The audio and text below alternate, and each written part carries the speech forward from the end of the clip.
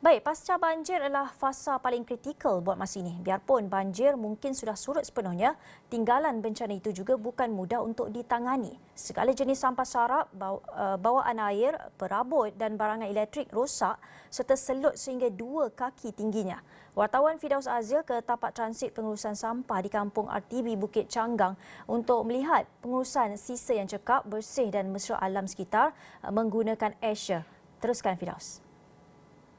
Okey, baik, terima kasih rakan tugas di studio. Hari ini saya ingin membawa penonton Astro Awani ke Kampung Rancangan Tanah Beli ataupun RTB Bukit Canggang Dengkil, di mana saya ingin menaikkan ataupun memperjuangkan sedikit isu mengenai apakah yang akan terjadi selepas pasca banjir ataupun sewaktu era pasca banjir, di mana kalau boleh anda dapat lihat di belakang saya ini merupakan timbunan-timbunan sampah terdiri daripada perabot, barang-barang elektronik dan sebagainya, yang mana ia tidak lagi boleh digunakan susulan daripada kesan bencana banjir yang melanda. Ini merupakan antara salah satu kawasan yang terjejas cukup teruk susulan bencana banjir baru-baru ini. Tetapi kita ingin mengetahui bagaimanakah cara untuk menguruskan sampah ini. Oleh itu bersama dengan saya cukup bernasib baik hari ini kerana sewaktu saya meninjau kawasan ini, saya berkesempatan untuk berjumpa dengan Datuk Feroz Muhammad Nur, yang mana beliau merupakan pengarah eksekutif untuk Sedania Innovator Berhad. Datuk, pertama sekali terima kasih banyak kerana bersama Astro Awani. Pertamanya Datuk, melihat sampah-sampah ini Datuk, apakah yang inspired Datuk untuk hadir ke sini, dan mungkin Datuk boleh menerangkan tentang apakah usaha oleh Sedania Innovator Berhad? Ya. Jadi pertama sekali saya ingin congratulate the government sebab ini usaha dia dalam dia memahami, dia prihatin dengan masalah masyarakat tempatan ya. Jadi di sini mereka telah bekerjasama dengan kerajaan tempatan untuk buatkan pusat transit ya, daripada sampah-sampah dibiarkan di depan-depan rumah-rumah orang-orang yang terkesan dengan banjir. Disediakan satu kawasan pusat transit di mana sampah-sampah persendirian ini boleh dia bawa sini oleh NGO dan kemudian akan diambil alih oleh, contoh di sini KDEB akan manage sampah-sampah besar untuk dibawakan kepada pusat pelurusan sampah utama ya.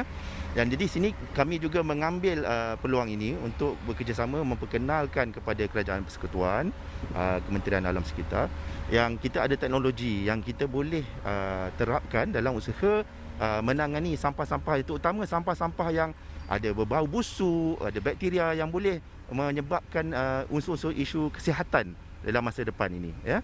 Jadi di belakang saya ni ada satu mesin yang dinamakan Asher. Mungkin bagi kami melihat ini sebagai incinerator, tetapi adakah ini incinerator? Mungkin Datuk boleh terangkan bagaimana alat ini berfungsi dan apa namanya? Dia dalam layman dia nampak selalunya incinerator, tapi ini bukan incinerator.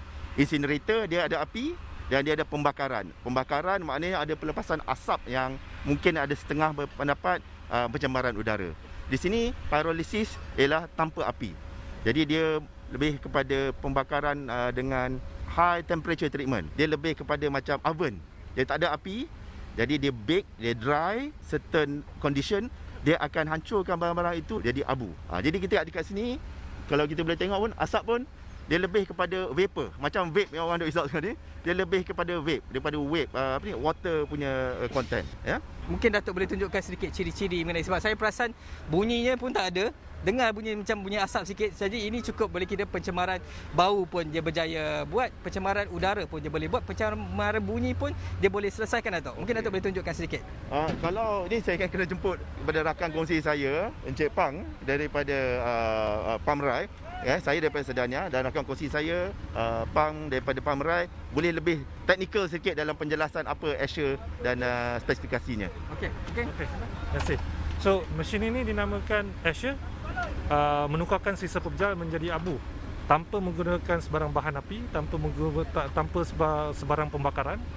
Dan saiz dia dan mesin yang kita gunakan di Bukit Canggang ni dijana kuasa menggunakan tenaga solar. Dan tenaga solar itu hanya untuk menjalankan, untuk menggerakkan kipas dan juga pam air, dan bukannya untuk menaikkan suhu. Sisa pepejal sendiri itu adalah sumber bahan api sendiri untuk proses rawatan terumah secara berterusan mesin ini sendiri. Teknologi ini merupakan teknologi buatan anak Malaysia. Dikembangkan, diberikan cipta dan dibuat sepenuhnya di Malaysia oleh anak Malaysia sendiri. 100% Malaysia. 100% Malaysia. So, pengoperasiannya juga amat mudah. Dari segi operasi menyelenggara pun sangat mudah.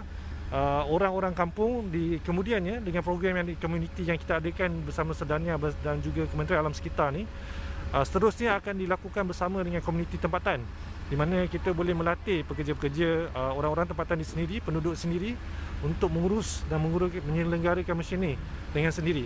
Dan kita hanya akan datang untuk memberikan sokongan dan juga latihan lah kepada mereka supaya mereka dapat menguruskan mesin ini dengan sempurna.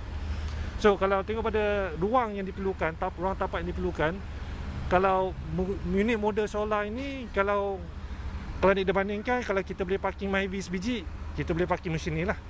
Model yang lebih besar dia nanti, kalau kita boleh parking van high ace, maka samalah parking dia. So secara kesimpulannya, ruang tapak yang diperlukan adalah amat kecil, sama saja ruang parkir kereta sebuah satu unit tu, dan ruang pekerja pun kecil. Dan dia tak ada pencemaran sekunder. Tiada perbezaan pelepasan sekunder dari segi air kotor ataupun sisa kotor.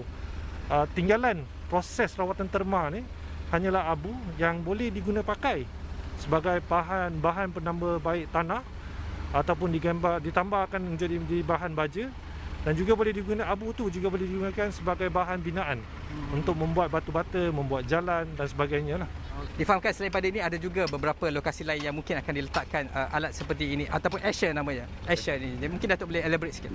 Ya, jadi untuk pemahaman saya, Kerajaan Pusat dan Kerajaan Negeri Selangor telah tetapkan 12 pusat transit pelepasan sampah seperti ini di tempat-tempat yang paling terkesan, seperti contohnya di Hulu Langat, ya.